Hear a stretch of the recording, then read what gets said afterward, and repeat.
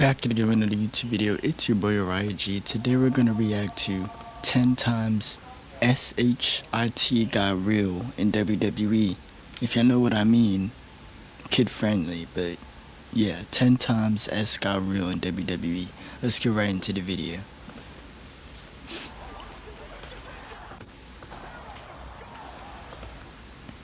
Times shit got real in WWE. Be sure to subscribe and hit that notification bell.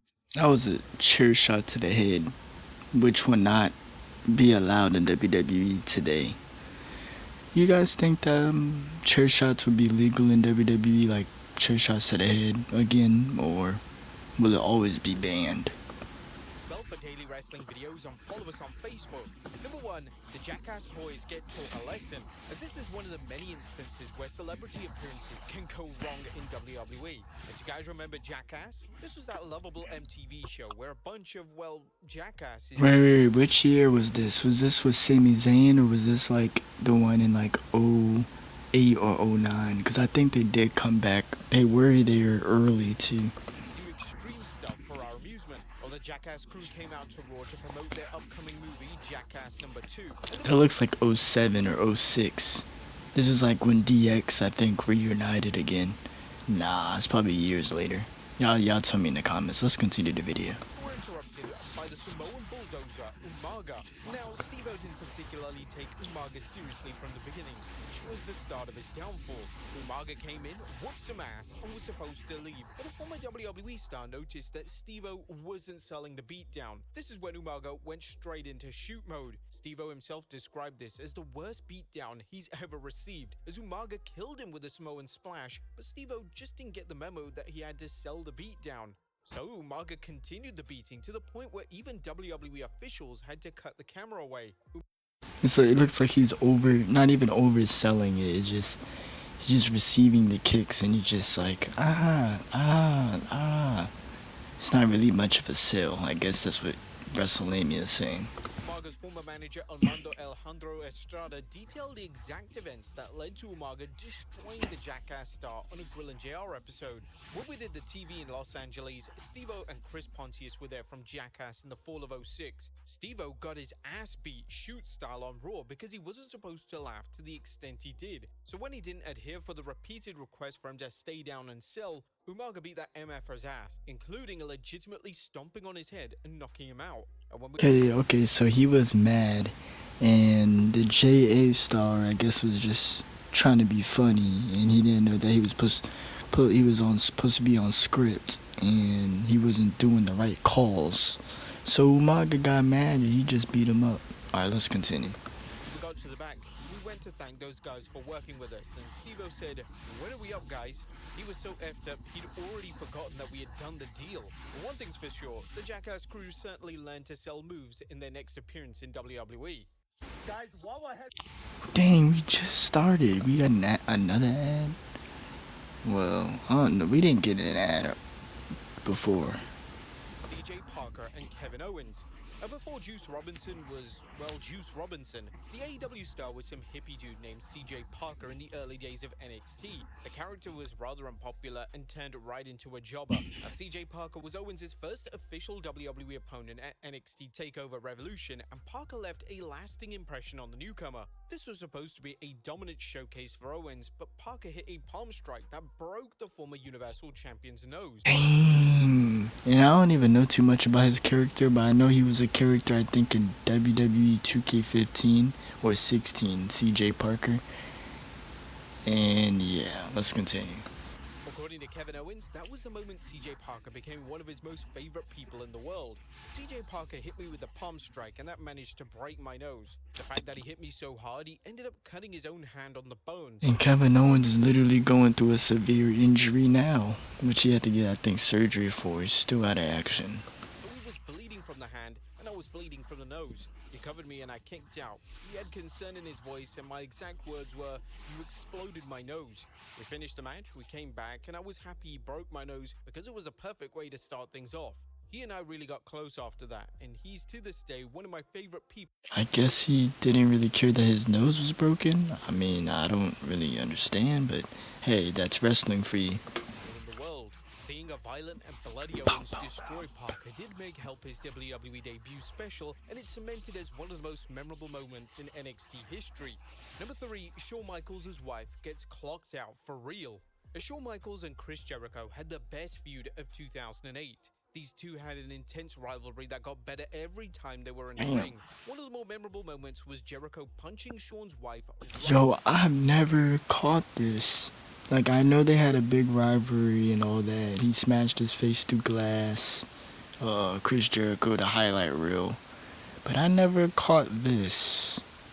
And you know, they had a good couple matches against each other. Even back then, they had a match against each other at WrestleMania. Right in the mouth. Now, on the surface, it seemed like a perfectly scripted moment captured on camera, but in reality, the former WWE star was never supposed to hit Rebecca. Jericho revealed a shocking truth in his book, The Best in the World at What I Have No Idea, saying earlier in the night we'd gone over the whole scenario and I timed my punch to stop right before I made any contact with her. I've thrown thousands. Now, I did not know. Okay, so he's saying that this wasn't even part of the script. Alright, let's continue. Of working punches, as we call them, but this one was a little more important because it wasn't another trained worker I was swinging at. It was Shawn's wife we were talking about. In order to time it right, I told her not to move so I could judge the distance and throw the punch accordingly. Even though Rebecca had been in WCW for a short while working as Nitro Girl Whisper, she'd never... You guys probably know the history behind all of this. You guys tell me, like, it's probably like controversy behind the rivalry due to this incident that occurred. Wrestled or taken a bump as far as I knew, but that didn't matter because if I executed the punch perfectly, it was gonna look vicious, but I didn't execute it properly. The look on my face wasn't an act. I felt like the biggest piece of shit on the planet. I knew I was in trouble. I kept repeating over and over again, I'm so sorry, man, I'm so sorry. The doctors tended to Rebecca as Shawn stared at me blankly like he wanted to kill me. Now, thankfully, Michael's thirst for Jericho's blood ended when Rebecca played off the serious moment by asking Jericho if that's all he had. It's possible that Rebecca knew that her husband had murder on his mind and wanted to ease their tension backstage. Although Jericho punching Rebecca was a complete accident, the moment perfectly helped this slimy heel This occurred at the SummerSlam pay-per-view. Okay. character and added an unforgettable moment to a nearly perfect feud. Number 4, the Cobra is real. Jake the Snake Roberts and the Macho Man Randy Savage had a high-profile feud that put the WWE audience on a complete roller coaster ride. However, the most infamous moment was their snake bite to the Macho Man. How do you fake a snake bite? Well, you can't. You have to have a real one. And this was a carefully planned segment that went off the rails because of the Macho Man himself. How? Well, it was because Jake was actually... Was Macho Man Randy Savage actually getting, you know, bitten by a snake? Because I know, you know, getting bitten by a snake is painful and I'm not trying to experience that. So, you guys tell me, did he really... Well, WrestleName is probably about to explain it. Let's continue. Pissed at the WWE Hall of Famer. You see, the Macho Man wasn't happy about the stunt from the beginning. That's a natural reaction from any sane human being. The former WWE star confronted Jake backstage and questioned whether the snake had been devenomized. Jake assured Randy that it was, but the Macho Man didn't believe him. Okay, so he did get bitten. And there was venom. Okay. Randy did what all wrestlers would do when they're about to be bitten by a snake, demand that Jake take a bite too. And begrudgingly, Jake took a bite from his own snake. Not just a quick bite, Jake had to wait 10 minutes so the poison could course through his veins. Randy ultimately deemed the stunt safe, but Jake was not a happy man about what he just did. And before the segment was going to take place, Jake was still pissed about what the Macho Man made him do earlier and purposely smacked the angry snake. And when that snake latched on, it wouldn't let go. The Macho Man's screams during this segment were legitimate, and Jake was trying his very best to get the snake to latch off. Finally, after a grueling number of minutes, it finally let go. This was a wild scene that forever lives in the minds of those who witnessed it, though we're pretty sure that the Macho Man tried to erase it from his memory once the moment was over. Number 5. It was probably horrible seeing that live. Braun and Brock at the Rumble. A beast versus a monster versus the monster among men? What could go wrong? That was the build match between Kane and Braun. Oh, I know exactly what this is about. This is the moment when, you know, UFC Brock Lesnar came out because Braun Strowman punched him. I think he needed him in his head. He wasn't supposed to do it. He needed him the wrong way in his head. And Brock, he got mad. and he ended up punching Brock with real punches to the head, like real like UFC hits. So yeah, let's continue. Strowman and Brock Lesnar.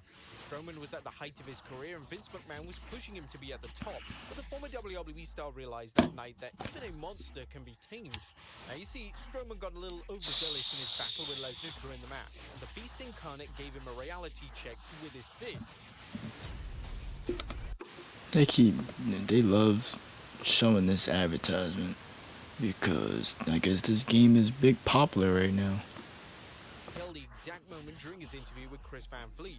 I got a little overzealous with him, and he had to check me. And that's just, at the end of the day, it's two big dominant dudes out there going at it, and things happen. This ain't ballet.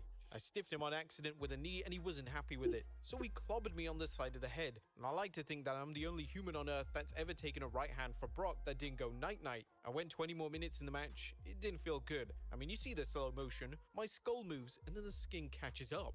Brock Lesnar Cannot forget he was in UFC.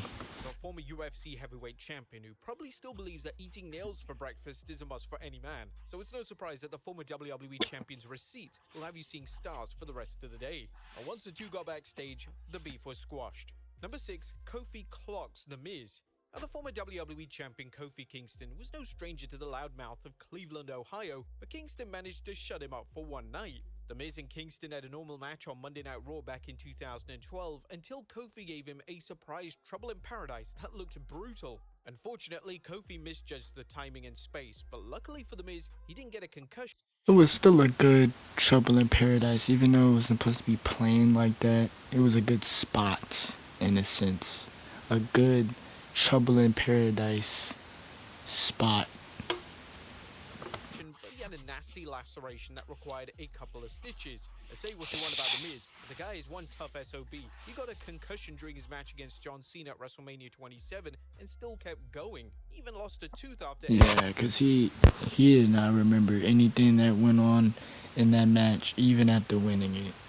AJ Styles fisted him into Kingdom Come, but between these three incidents, Trouble in Paradise was the hardest to watch. Number 7, Earthquake and Koji Katoa go at it. John Earthquake Tenta vs Koji Katoa is one of the strangest matches in wrestling history. And for those who weren't watching WWE around this time, this match was the Goldberg vs Brock Lesnar of the 90s. And we're not talking about the matches that they had at Survivor Series and WrestleMania 33.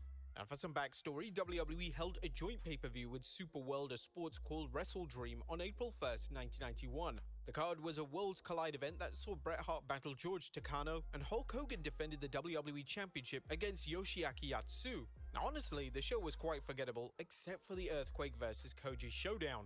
Now both were decorated. Is this show on Peacock or no? Sumo stars and legitimate tough men, but Koji clearly had a chip on his shoulder with John Tenta. Even before the match had started, John Tenta was worried backstage that this would turn into a legitimate shoot fight. And John Tenta was right. Koji no-sold a test their strength sequence when he got back in the ring, and Earthquake got frustrated with him as the match went along. Both men just couldn't get into sync, and that was all because of Koji. The match consisted of them smacking each other's hand and pacing around the ring. Earthquake even shouted that this was pro wrestling at one point in the match. The bout ended when Koji opted to kick the referee, causing the disqualification. Koji stormed out of the ring, grabbed a mic, and shouted, "Wrestling is fake," before heading to the back.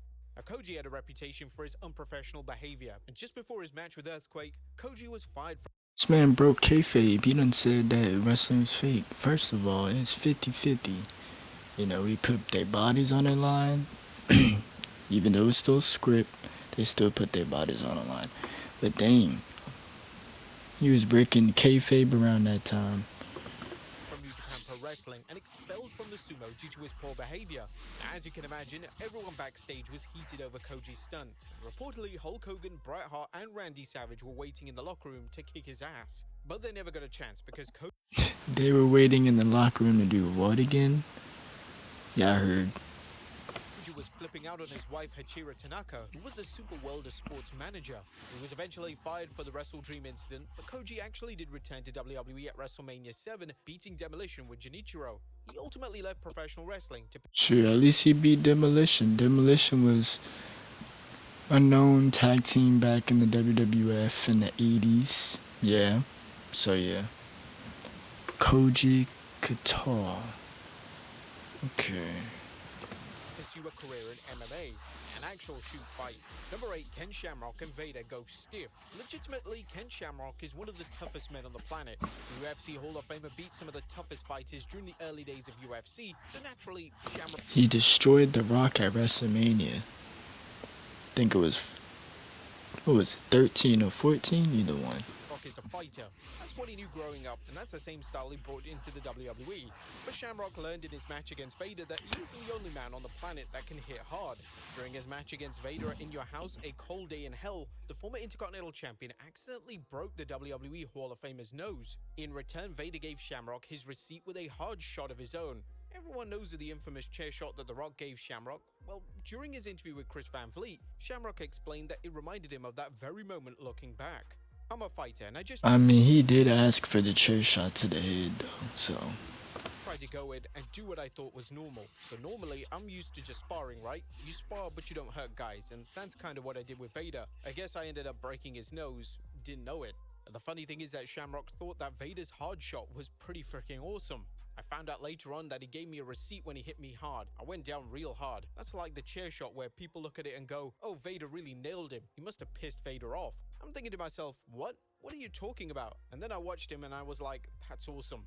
But there was never any bad blood over the incident. Vader understood that Shamrock was a rookie, still trying to find his way, and he complimented the former WWE star for his performance. Vader came up to me and says, bro, good job, man, good job. He said, I think you broke my nose. I was like, huh? He goes, when you threw the knee. I was like, oh, sorry. He goes, bro, don't worry about it, man. It was a good match. I was like, when I did it, I didn't feel that good about it. But then when I watched it, I was like, damn, that was good. That wasn't bad. And that was my actual very first one, really going and working with someone like that. Number 9, WWE stars shoot against Daniel Puder. Don't you guys remember Daniel Puder? Well, the season 4 Tough Enough winner didn't exactly have a smooth time in WWE. The MMA turned wrestling star was infamous for his shoot fight with Kurt Angle. Guys, should they bring back Tough Enough? The last season they had was back, I think, in 2016 or 2017. It was either one of them years. Which, you know, they had certain wrestlers that ended up making it into the company. But, should they make a return or no? On the 4th November 2004 episode of SmackDown. But that wasn't the reason Puder got his ass handed to him at the 2005 Rumble. Apparently, Puder was an arrogant prick behind the scenes, but there's a good reason why Puder isn't remembered for his skills inside of the ring. He wasn't a good wrestler, but the former WWE star let it go to his head that he was one of the top names in the company. So, Chris Benoit, Eddie Guerrero, and Hardcore Holly wanted to teach the rookie a valuable lesson. Puder was booked to be number 3 in the Rumble, but it wasn't because WWE wanted to spotlight their new star, it was because the veterans wanted to take Puder to Chop City. And they certainly did. They murdered the poor kid with chops before eliminating Puder from the Rumble. That was the last time he competed on the main roster. The former WWE star was sent to OVW because he was no Ken Shamrock. Puder was eventually released, and though he did wrestle for Ring of Honor and New Japan Pro Wrestling a bit, his career was never... So he thought he was good because people said he was good, but they booked him to get, you know, beat up and eliminated at Royal Rumble and then sent him back to OVW. Ohio Valley Wrestling, which is where a lot of wrestlers started off, like Randy Orton, Batista, Cena. Able to recover following that Royal Rumble match. Years after the hazing incident, Puder discussed that moment, and let's just say he didn't mince his words when he talked about Benoit, Guerrero, and Hardcore Holly. Speaking with Hannibal TV, they treated me like crap and very disrespectful. So I could have taken all 3 of them if I wanted to go smash them all. Hardcore Holly, he's tough. Yeah, but he's helped coach me back in the day. I asked him for help, support, and then he went and talked smack in his book to get better ratings and sell more books. So he's a profiteer. He doesn't care about people at this point from my perspective, and he's insignificant and rude. I don't think about him.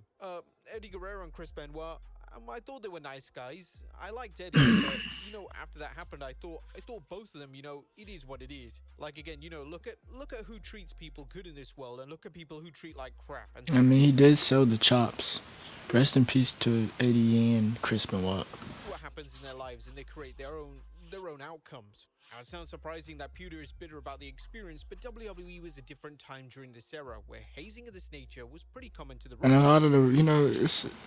whether it's wrestlers that pass away from complications or, you know, some stuff that led to them passing away. There's different things that happened that led to wrestlers passing away, whether it was good or bad. But yeah, rest in peace to them too. Let's continue the video. In this case, it seemed like Benoit, Eddie, and Holly wanted to teach Pewter a lesson that remains one of the most talked about moments in Royal Rumble history. And number 10, Yokozuna's a legit bonsai. Now, if you talk to Bret Hart, then he'll tell you Yokozuna is one of the safest workers he shared the ring with. In fact, there were plenty of guys who would vouch for the Hall of Famer. He wasn't safe. That move does not look safe. Like, next time I play 2K WWE, I have 2K19. I need to get it, I need to get the newest WWE games. I'm gonna use Yokozuna because sometimes I like using the big wrestlers because you can't really take them down. And I'm gonna try to use his finisher. I know it's like a corner finisher because you gotta go to the corner. Let's continue. However, one of those guys wouldn't be Daniel Jabeel. Who is this guy? Well, he's the jobber who got crushed by one of Yokozuna's bonsai drops. If you look at the footage, it seems that Yokozuna legitimately killed this man. There have been rumors for years that Yokozuna had two different bonsai drops. One for superstars like Bret Hart, Hulk Hogan, and Jim Duggan, meaning that the move was light as a feather when they took it, taking most of the impact on his legs before sitting down. But the other was for enhancement talent, where it legitimately seemed as if Yokozuna would hurt these. Yeah, I think those were local competitors, I think. Usually local competitors get beat up really bad. Guys. But for Jabeel taking the bonsai drop, he seemed especially brutal, and reportedly that's because Yokozuna was pissed off with him. According to Bret Hart in his book, Jabeel disrespected Mr. Fuji backstage, and Yoko taught him a lesson in the ring. Former WCW Well, we know why that happened. Let's continue the video. star Crowbar recently spoke about the infamous bonsai drop and revealed that Jabeel was badly injured from the move. I know this guy, Daniel Jabeel. He was injured badly. He never spoke up because he wanted to be asked back. This goes beyond a station scene. He killed the guy. Wrestling culture backstage was vastly different in the 90s, and being stiff Giant Gonzalez, tall wrestler. for the jobber was now to the norm during this time. But they have it. I saw the guy talking, right? After he got hit with the bonsai drop. Alright guys, that was 10 times S got real in WWE. Tell me what you guys want to see next in the comments down below. I got more videos coming. Subscribe, like, comment. And yeah, I got more videos coming. Stay tuned. Uriah out.